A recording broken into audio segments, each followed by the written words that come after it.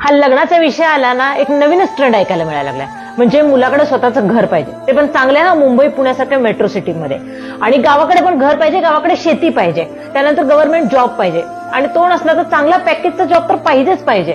आणि सगळ्यात इम्पॉर्टंट म्हणजे कार पाहिजे. म्हणजे डोक्यावरती केस नसले तर चालतंय, पण कार तर पाहिजेच. त्या तर मुलीकडच्यांच्या अपेक्षा. ज्या मुलीकडचे म्हणतात ना की मुलाकडे शेती पाहिजे, शेती पाहिजे, अरे तुमची मुलगी शेतामध्ये काम करणार आहे, तुम्ही तरी पाठवणार आहे का तिला शेतामध्ये? पाठवणार असाल ना तर मग तुमच्या अपेक्षा बरोबर आहे. आधीच्या काळात म्हणजे पहिल्याच्या काळात पोरीच्या बापाला टेन्शन यायचं, पण आता पोराच्या सगळ्या घरच्यांना टेन्शन येते की बाबा पोरीकडच्या काय अपेक्षा असतील. एकीकडे इक्वॅलिटी इक्वॅलिटी म्हणून बोंबलतात ह्या पोरी, मग लग्नाच्या बाबतीत कुठे जाते ती इक्वॅलिटी?